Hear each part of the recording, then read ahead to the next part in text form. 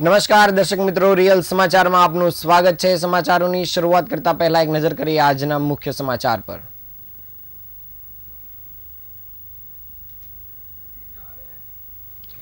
સુરતમાં રદ થયેલા 26,000 શિક્ષણ સહાય ફોર્મની જાણકારી મેળવવા 5 દિવસમાં 1,000 આરટીઆઈ થઈ।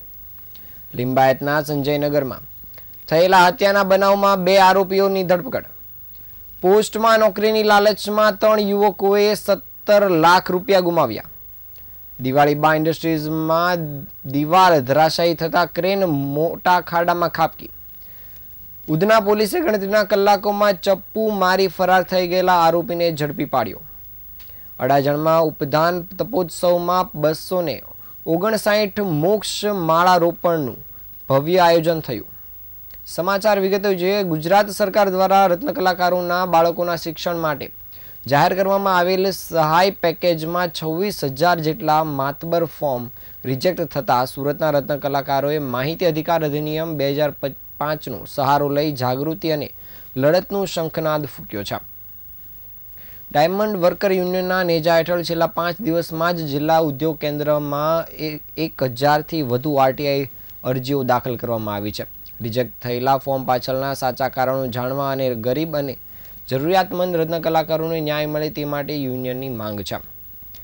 ડાયમંડ વર્કર યુનિયનના પ્રેસિડેન્ટ ભાવેશભાઈ, વાઇસ પ્રેસિડેન્ટ એવા ભાવેશભાઈ ટાંકે આ સમગ્ર મામલે વિગતો આપતા જણાવ્યું હતું કે ગુજરાત સરકારે રત્ન કલાકારો માટે શિક્ષણ સહાય પેકેજ જાહેર કર્યું હતું।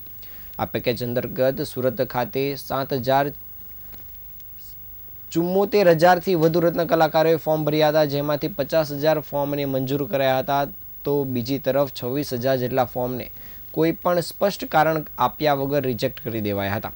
હાલમાં હીરા ઉદ્યોગમાં મંદીનું ગ્રહણ હોય તેના કારણે અનેક રત્ન કલાકારોની આર્થિક સ્થિતિ કફોડી બની ગઈ છે। ઘણા પરિવારો ભાડાના મકાનમાં રહે છે અને તેમના બાળકોની શિક્ષણ ફી ભરવા માટે સંઘર્ષ કરી રહ્યા છે। ફી ન ભરાય તો બાળકોના અભ્યાસ અટકાવવામાં આવે તેવું દબાણ પણ સ્કૂલો દ્વારા કરાય છે। આવા કપરા સમયમાં શિક્ષણ સહાય રદ થતાં પરિવારોની મુશ્કેલી વધી છે। તેથી હવે ડાયમંડ વર્કર યુનિયન દ્વારા માહિતી અધિકાર અધિનિયમના કાયદાની હેઠળ આરટીઆઈ કરીને રોજગાર કેન્દ્રમાં વિશેષ માંગણીઓ કરવામાં આવી છે। રદ થયેલા ફોર્મ પર ફેરવિચારણા કરવા માટેની પણ માંગણી કરવાની સાથે સાથે રદ કયા કારણોસર કરવામાં આવ્યા છે તેની જાણ કરવામાં આવે તેવી માંગણી કરાઈ છે।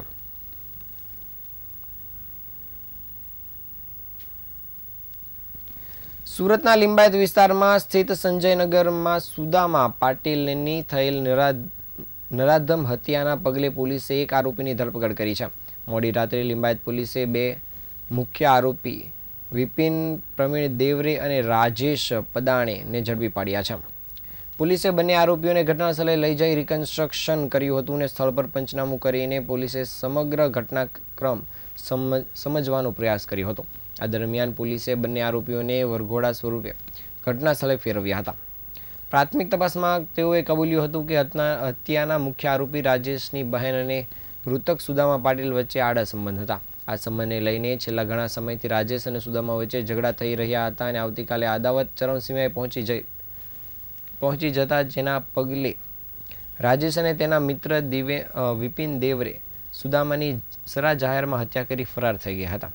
આરોપીઓને ઘટના સ્થળે લાવવામાં આવ્યા હતા અને ત્યારબાદ સુદામા પાટીલના પરિવારજનો અને સોસાયટીના લોકોએ ભારે આક્રોશ વ્યક્ત કર્યો હતો તેમજ ફાંસી આપવાની પણ માંગ કરી હતી। હાલ પોલીસે આ બંને આરોપીઓની ધરપકડ કરવાની સાથે આગળની તપાસ કામગીરી શરૂ કરી છે।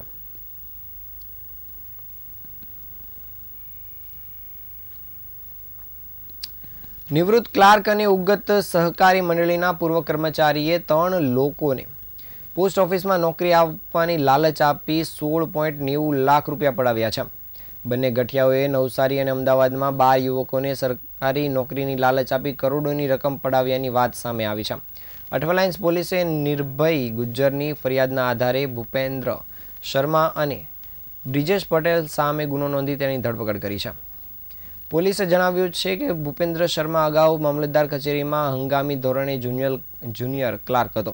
અડાજણના નિર્ભય ગુર્જરને ભૂપેન્દ્ર શર્માએ ભાટપોરમાં પોસ્ટ માસ્ટરની નોકરીની વાત કરી હતી અને 5 લાખ માંગ્યા હતા। નિર્ભય ટુકડે 3.50 લાખ રૂપિયા આપ્યા હતા અને પછી ભૂપેન્દ્રએ ટેકનિકલ ખામી સહિતના બહાના કાઢ્યા હતા અને નિર્ભયે રૂપિયા માંગતા 25,000 આપી બાકીના પૈસા આપ્યા ન હતા.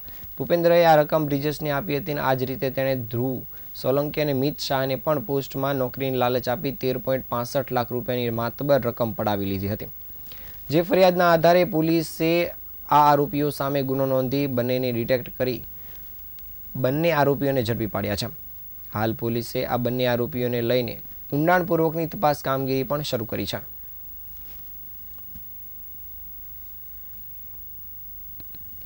સુરતમાં વરાછા વિસ્તારમાં આવેલ દિવાળીબા ઇન્ડસ્ટ્રીઝમાં એક ગંભીર ઘટના ટળી ગઈ છે.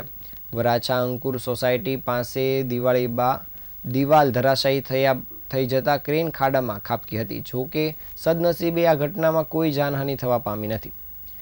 ઘટના સમયે ક્રેનનો ઉપયોગ એમ્બ્રોઇડરી મશીન ઉતારવા માટે થઈ રહ્યો હતો. તે સમયે દિવાલની બાજુમાં બાંધકામ માટે ખોદેલો ખાડો હોવાથી ક્રેન ખાડામાં ખાબકી હતી.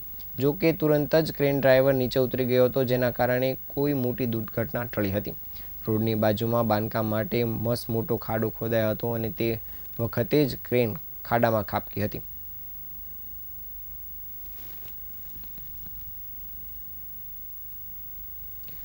કાયદામાં રહેશો તો ફાયદામાં રહેશો. સુરતમાં ગુનાખોરી માટે કોઈ સ્થાન નથી. આવા કડક સંદેશા સાથે ઉધના પોલીસની ઝડપી કામગીરી ફરી એકવાર ચર્ચામાં આવી છે.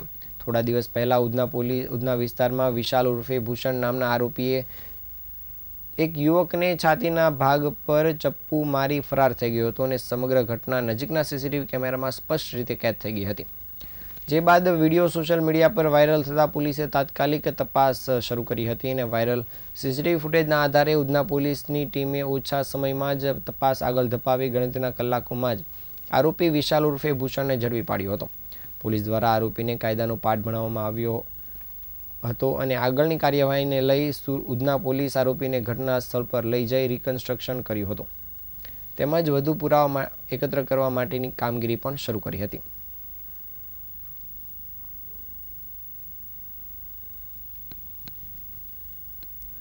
સુરત શહેરમાં અડાજણ વિસ્તારમાં શ્રી ગુરુરામ પાવન ભુવીના પાવન અવસર પર ઉપદાન તપોત્સવનો ભવ્ય ઉમંગ જોવા મળ્યો હતો. આ તપોત્સવ અંતર્ગત 259 મોક્ષમાળા રોપણનું આયોજન કરવામાં આવ્યું હતું, જેમાં હજારો ભક્તો ભક્તિભાવ અને આધ્યાત્મિક રંગે રંગાયા હતા. પરમ પૂજ્ય આચાર્ય ભગવંત યશો વિજય સુરેશ્વરજી મહારાજ અને આચાર્ય મુનિચંદ્ર સુરેશ્વરજી મહારાજની નિશ્રામાં મોક્ષમાળા કરવામાં આવી હતી. મહામંગલકારી, આત્મકલ્યાણકારી અને પંચમંગલ મહાશ્રુતજ્ઞ ઉપદાન તપની આરાધનાએ સમગ્ર તપોત્સવમાં ઉમંગ અને પવિત્રતા ઉમેર્યા હતા.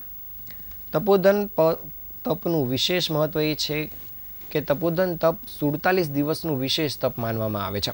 સાદા અને સંયમમય જીવનનો અનુભવ કરાવતા આ તપને મોક્ષની માળા તરીકે ઓળખવામાં આવે છે. 5 વર્ષના બાળકથી લઈને 75 વર્ષની વયના વૃદ્ધ ભક્તોએ પણ આ તપોધન તપની અનન્ય અનુભૂતિ કરી હતી. જૈન સમાજના હજારો શ્રાવક શ્રાવિકાઓએ ઉપસ્થિત રહી તપોત્સવને ભવ્યતા અર્પણ કરી હતી. આધ્યાત્મિક ઉર્જાથી ભરપૂર આ પવિત્ર પ્રસંગે સમાજમાં સૌહાર્દ, સંયમ અને કલ્યાણનો સંદેશ પ્રસરી રહ્યો હતો.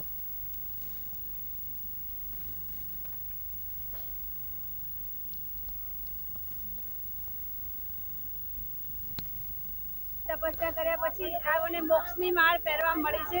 આની અમારે ઘણો મહત્વ હોય છે. મોક્ષની માળ અમારે લાઈફમાં એક જ વખત પહેરાય છે અને એવું કહે છે કે આ તપ કરે એને જલ્દી દીક્ષાના ભાવ પણ ઘણા બધાને આમાંથી આ પ્રેરણાથી જ થતા હોય છે અને ઘણા બધા આ માળ પહેર્યા, મોક્ષની માળ પહેર્યા પછી જ દીક્ષા લે છે.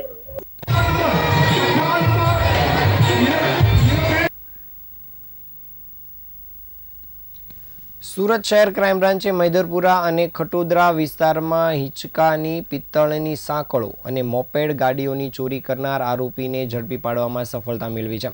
પોલીસે અનિલ રમેશભાઈ વઢેરાને ખરવડનગર બ્રિજ નીચેથી ઝડપી પાડ્યો છે.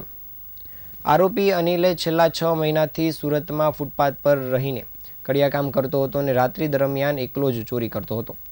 પોલીસે આરોપી પાસેથી 29,000ની કિંમતની હિંચકાની, પિત્તળની સાંકળો જપ્ત કરી છે. ચોરી કરેલી પિત્તળની સાંકળો અને મોપેડ ગાડી સહિતનો મુદ્દામાલ આરોપી પાસેથી કબજે કરવામાં આવ્યો છે. આરોપી પોતાના વતનમાં આ જઈ વેચતો હતો. હાલ પોલીસે આ આરોપીને લઈને આગળની તપાસ કામગીરી આરંભી છે. આ હતા આજના સમાચાર. નવા સમાચાર સાથે ફરી મળીશું. ત્યાં સુધી રજા આપશો. નમસ્કાર.